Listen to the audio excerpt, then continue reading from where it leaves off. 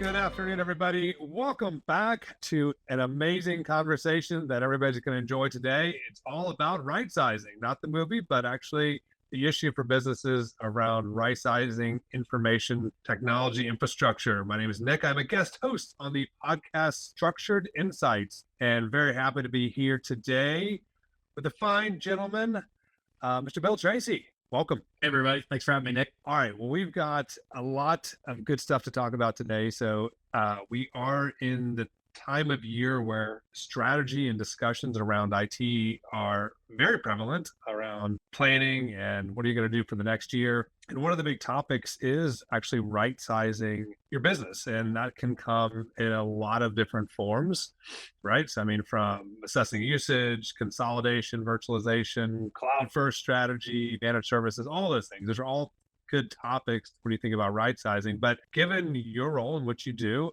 what's let's just start with one of the basic things. Like, what's one of the basic things to think about when you think about right sizing your IT infrastructure? Yeah, I think when we're thinking about right sizing infrastructure in today's world, as we think about hybrid workforce around multi-cloud and hybrid cloud environments and a new age of applications and workloads that are our customers are needing to adopt and integrate in their environments, data center infrastructure really comes to mind in today's world. Many organizations are having to deploy new applications and new services with things like AI, big data, and data analytics on-prem again. And while there is a hybrid and a multi-cloud strategy that adopted, a lot of these solutions are requiring you to deploy, on-premise data center compute and storage infrastructure again. And rethinking how you're deploying that versus some of the legacy three-tier architectures, I think is really important for organizations to do today. So why would somebody wanting to consider that? I mean, what type of business problem from a practical perspective are they trying to avoid? Well, one of the big things you're trying to avoid is both, I guess it's kind of the Goldilocks problem. You don't want to overbuy and you don't want to underbuy. Cloud gives us tremendous amounts of scale and usage-based compute and storage, but the nature of some of these workloads that organizations are looking to run may require that to be ran on-prem. And the traditional thought process of having to buy for 3 and 5 year life cycles doesn't necessarily fit the business need today, especially with how rapidly things like AI and data analytics are evolving. So if I can look for ways to simplify my data center infrastructure and reduce my upfront investment and buy what I need to support the applications I need now with a real clear, concise path on how to grow as my needs change, that's what most organizations are looking for to help preserve cash flow and provide that cloud-like experience on premises. So really, if you break down the issue around it's economics, right? So it's economics and efficiencies, right? They're trying to solve that problem so when someone says, hey, you should always have a cloud first strategy, a cloud first strategy can be hybrid though, right?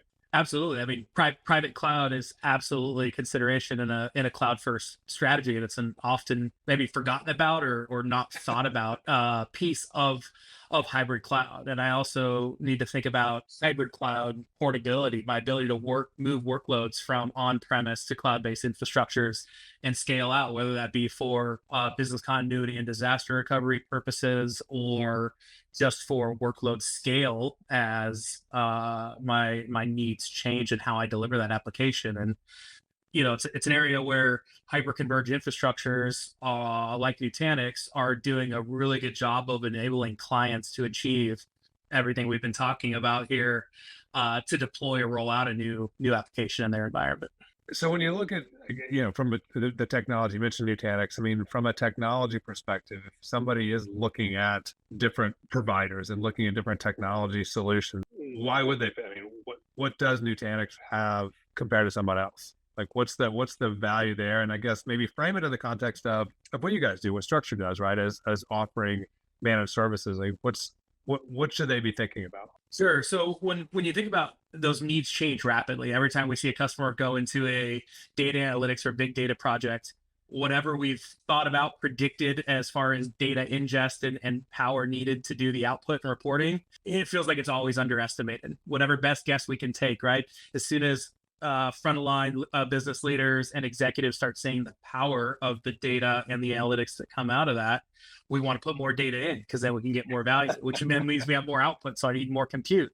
And so those compute and storage needs can grow very rapidly in those environments. So having an infrastructure where it's not only easy to provision the services to support that as those needs change, but to scale up and scale out that infrastructure as I need to add more compute or more storage horsepower to that environment is critically important. Let's maybe back up a little bit. So for the people that are considering and looking as they go into 2025, efficiency and economics, if they want to understand, what are the utilization metrics, where are the bottlenecks, what are the tools they should be using, what's a practical first step that they should do? Absolutely. Well, the first step really besides call you, right?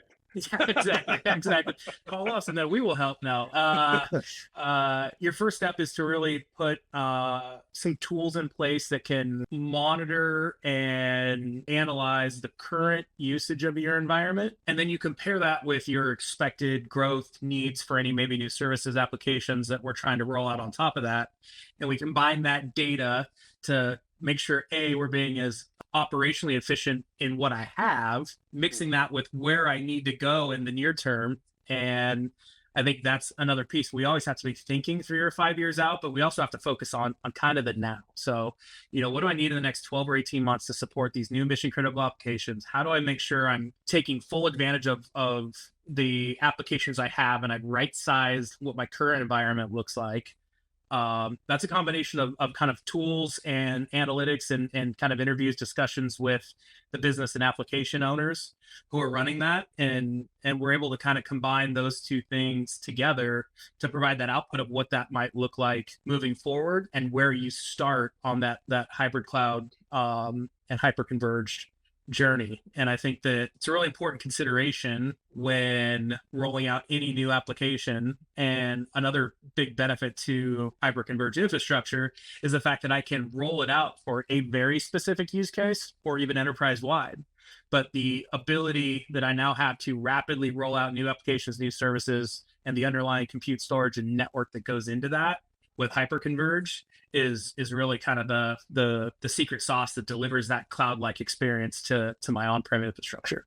A couple of questions I've always have gotten from people in the industry and business owners are when they're considering things like this, our infrastructure changes and as you said, getting the tools in place and doing the assessments, paint the picture of what's the difference of them trying to do it themselves versus trying to hire someone like a structured what's the difference in what they have to go through? Because obviously, there are a lot of the steps may be the same, but what's the experience? What's the difference between the DIY versus the MSD? Well, I think about this as I'm planning to build the new pergola in my backyard. I've downloaded about 30 different plans and I've talked to, the big box retailer consultants and I have an idea. But, when I go work with a contractor who's built 100 of these pergolas before, there's probably some economies of scale that could be had there. And I think it's very much the same. I think when you're working with a partner consultant to help you on that journey, right? We've seen these workloads. We've seen your peers in similar vertical markets trying to solve the same challenges. So I think that there's definitely some economies of scale because of that perspective that we can bring to that discussion, and often can perform those kind of assessments, analysis, and even comparisons of different solutions much more efficiently and much more quickly for your business. I think because a big piece of this could even be comparing something like what is the cost to run this application, this service in hyper-converged infrastructure versus in a cloud infrastructure as a service workload. Again, we have the tools and the perspective to be able to draw those pros and cons and comparisons pretty quickly for you to make sure you're making the right choice and calling that experience of all the other folks that we've done this for in the past. I like the pergola example. It's whether do you want to, I guess, in a nutshell, do you want to go through the pain yourself, or do you want to talk to somebody who's actually already experienced the pain and slam their finger with a nail or the hammer and hurt themselves? Right. Let's just say I'm probably going to be outsourcing this pergola construction experience.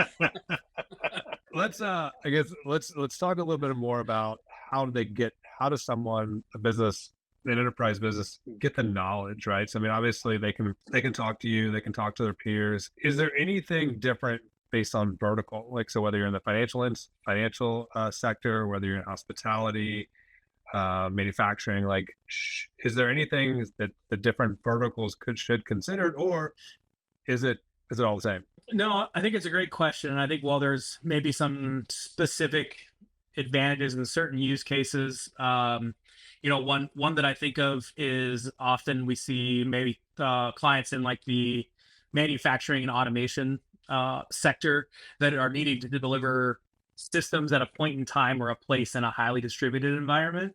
Again, I think this is another interesting area where hyper-converged can really help support that edge computing initiative by again delivering a large amount of compute, virtualization, storage, network resources in a simple and easy way. Automation and manufacturing environments are getting much more complex. Oftentimes they need to be relatively offline or air gapped or segmented within the environment.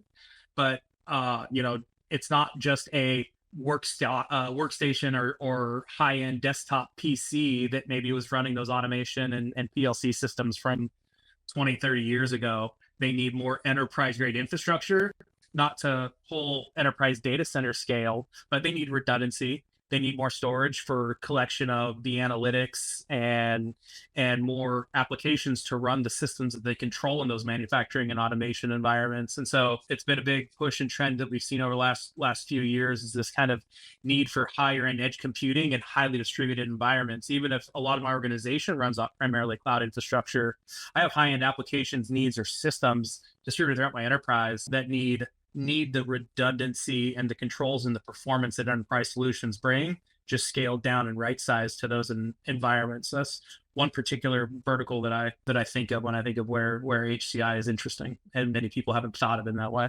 I think the question I always have to ask ourselves in these times is AI, right? So how does artificial intelligence really, in all its flavors and forms, not just the Tesla walking robots, but how does it play into future planning?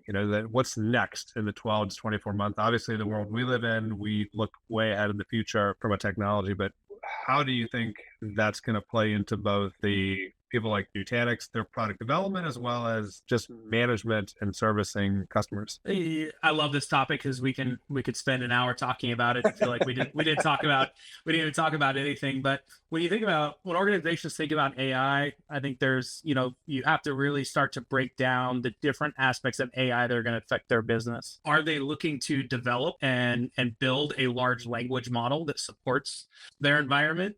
Are they looking to use AI-enabled tools and applications that just improve process and operations and efficiency? Things like security operations certainly is an area where AI can have a big impact, where maybe you're not using your own large language model, but you're leveraging the right solutions that do that. And then there's the area of security and proper use of AI when I think about public and open AI systems like the Chat GPTs of the world and the Dollies, et cetera. So first we have to kind of break it down into those three different conversations. There's kind of the public large language learning models that we can leverage for day-to-day tasks that we've all been doing, for many of us, for a couple of years now, just as far as writing and content creation. There's how are the vendors' tools and solutions that I'm purchasing, integrating or using AI as a part of their solution set? And then there's the kind of final one of, am I building, developing, or trying to own my own LLM for my own process efficiencies and improvements? When I keep going back to kind of data analytics and business insights and those kinds of things, a lot of this conversation is driving back towards that. And again, that's something that consumes a tremendous amount of kind of compute and storage to run. But in order to make these decisions for my business, I have to have that data centrally stored, aggregated, logged in a central place that I can get access to do my reporting, to do my analysis, et cetera. And that speaks back to almost like these pods of HCI clusters that I envision that are helping process that workload. Because I think most folks are still kind of that investigation and ideation stage of AI and what it can do for my business. And then we could even spin that into talking about containerization and all kind of. Yeah, absolutely. And I think the containerization and HCI markets, again, we're seeing come together. I think many companies are having to rethink how and what they're doing around their virtualization stack in their data center for a large number of reasons. And containerization is one component of that that helps aid in automation and kind of cloud portability, cloud scale efficiency by moving to a containerized, workload format versus some of the traditional virtualization formats that we see out in the market. Do you think, I mean, because you mentioned compute earlier, and I think that's probably an area where I don't know that everybody fully understands how much compute is needed and is going to be needed. Is there anything, I guess, any advice or any just general commentary about, like, hey, as you think about applications and you think about growing, is there any rule of thumb around compute, like they should just be knowledgeable about? I think what we're generally seeing is compute performance for the most part is heavily outscaling need today. So we generally have maybe more compute than we need in modern high-end data center, grade processors. It seems that memory and graphics and video processing are tending to be the bigger bottlenecks and where you need to scale. And of course, the storage requirements. Am I making my investments within my data center stack in the right place that are preparing me for growth? And so that's where you really have to analyze and understand those workloads that are coming and figure out, are they GPU intensive? Are they CPU intensive? Are they memory? Are they storage intensive? Or what's the mix of those? But when you can get a dual 48 core box with terabyte of RAM or 2 terabytes of RAM or what have you, you've got a lot of CPU and memory. Generally, it's starting to look at what is my storage performance, the storage requirement, because those two very much go hand in hand. Generally though, the faster I want my storage, the smaller capacity and more expensive it's going to be. And so I have to make sure and balance that out as I'm looking to scale that out. Again, that's why you have to look at a solution that has that kind of hybrid cloud scale up, scale out architecture when you're thinking about a solution like hyper-converged. So good advice, everybody. Let's not do DIY. Let's try to make sure that we talk to the experts. So, Bill, really good advice. When we think about right sizing, we think about economics and efficiency going into the year. So thank you for sharing, giving the audience of structured insights, more insights of what to do. You can find this podcast and others on the LinkedIn page for Structured. And thanks again, Bill, for the chat today. Thanks, Nick. Always a pleasure.